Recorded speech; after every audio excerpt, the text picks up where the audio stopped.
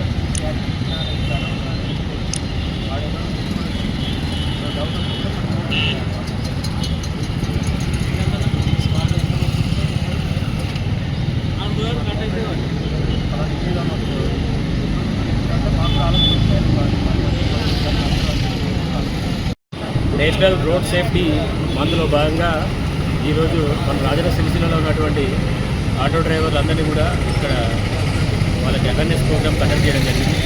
దీనిలో భాగంగా వాళ్ళందరినీ కూడా మనకు సేఫ్టీ గురించి ముందుగా వాళ్ళ ఆటోలన్నీ కూడా మన దగ్గర నమోదు చేయించుకోవడం గురించి మనల్ని ఎడ్యుకేట్ చేయడం జరిగింది. ఏదైనా నేరం జరిగినప్పుడు కానీ ఏదైనా విషయం జరిగినప్పుడు కానీ క్యూఆర్ కోడ్ ద్వారా ఆటోలు గుర్తించడానికి సులువుగా ఉంటుందనే ఉద్దేశంతో మన పోలీస్ శాఖ తరఫు నుంచి క్యూఆర్ కోడ్ని అమలు చేయాల్సిందిగా అందరికీ విజ్ఞప్తి చేయడం జరిగింది.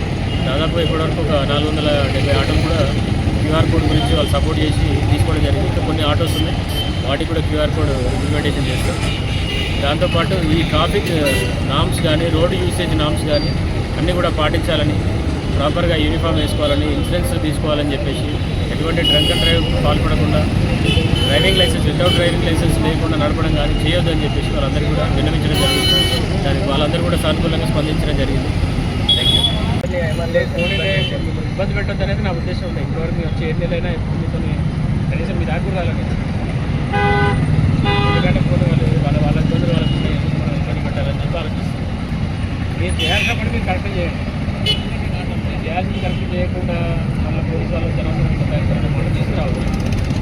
ఓకే, మీరు ఏం చేయాలి? యూనిఫామ్ మంచిగా చేసుకోవాలి, డ్రైవింగ్ లైసెన్స్ లేకపోతే అప్డేట్ చేసుకోవాలి, ఇన్సూరెన్స్ లేకపోతే ఇన్సూరెన్స్ చేసుకోవాలి, మట్టి పేపర్లు ప్రాపర్గా ఉండాలి. ఎవరి దగ్గర వేరే వాళ్ళ దగ్గర కొనుక్కుంటే మీ మీదే ట్రాన్స్ఫర్ చేయించుకోండి, మీ పేరు కానీ ట్రాన్స్ఫర్ చేయించుకోండి. వాటి పేరు మీదే పెట్టి అట్లే